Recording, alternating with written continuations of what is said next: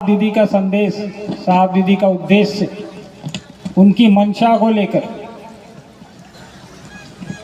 आपसे मिलना एक अलौकिक अनुभूति, एक एहसास है जिसका कोई मोल नहीं है, ना कोई इसका वर्णन कर सकता है। अपने गुरु भाइयों से मिलने की बात, उनसे मिलकर अपने गुरु की बात, अपने गुरु की परिधि में उतने देर रहना, ये खुद में एक बहुत बड़ा गुरु की कृपा है, उनकी दया है, उनका आदेश है। उसके बिना हम और आप एक जगह इकट्ठे नहीं हो सकते।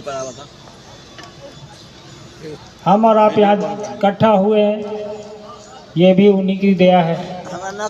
हजारों की संख्या में आप लोग यहाँ पे आए हैं,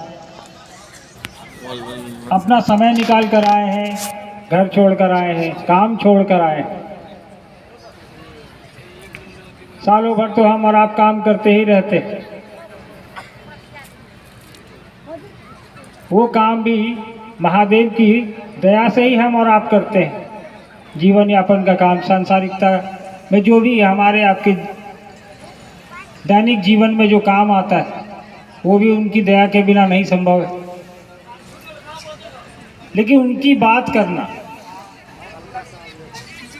महादेव की पूजा तो हम लोग करते हैं प्रतिदिन। इस पूरी सृष्टि में ऐसा कोई इंसान नहीं है जो महादेव के बारे में न जानता हो। देवाधिदेव, सबसे बड़ा भगवान, सबसे बड़े देवता, हर घर में पूजित। जैसे हम लोग कहते हैं ना, चंदा मामा सबके मामा, तो महादेव तो हर घर के बाबा हैं, हर घर के भगवान हैं, देवता हैं। महादेव कहा जाता है उनको, देवों के देव कहा जाता है उनको। और आप तो नेपाल की धरती पर बैठे हैं, नेपाल देश के लोग हैं। यहाँ तो विशेष कृपा है उनकी, पशुपतिनाथ बैठे हैं।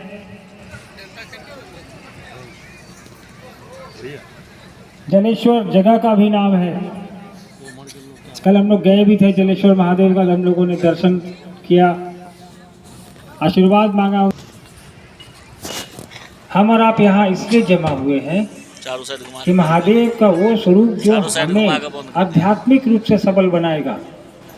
संसार में जीवन जीने के लिए सांसारिकता में शिक्षक होते हैं, माँ बाप भी शिक्षक होते हैं हमारे आपके प्राथमिक। उसका स्कूल में शिक्षक मिलते हैं, हाई स्कूल में मिलते हैं, कॉलेजों में मिलेंगे, यूनिवर्सिटीज़ में मिलेंगे, सब तो शिक्षा मिलती है। लेकिन इतनी शिक्षा के बाद भी, अभी थोड़ी देर पहले एक गुरु भाई ने कहा ना, घोर कलयुग। मैं तो यही कहूँगा, क्योंकि उसका भागीदार मैं खुद भी हूँ, इसी युग में रह रहा हूँ, आप भी इसी युग में रह रहे हैं। और हमारी आपकी ही जिम्मेवारी है कि यार ये घोर कलयुग है, तो इसके उतने दोषी हम और आप भी हैं। इसी से निकलने के लिए साहब ने कहा कि महादेव को गुरु बनाने की आवश्यकता है। भगवान के रूप में, देवता के रूप में तो हम और आप हजारों हजार साल से पूजते आ ही रहे हैं। हासिल क्या हुआ, कहाँ पहुँच गए हम और आप, क्या चल रहा है हमारी आपकी जिंदगी में, क्या परिवर्तन आया है हमारी आपकी दुनिया में। साहब की चर्चाओं को ध्यान से कभी सुना होगा आपने, तो कई चर्चाओं में साहब ने कहा, भाषा में तो प्रेम है, दिखता है प्रेम, प्रेम होता नहीं है। भाई भाई में बंटवारे के लिए लड़ाई होती है कि नहीं, पति पत्नी में तलाक होते हैं कि नहीं।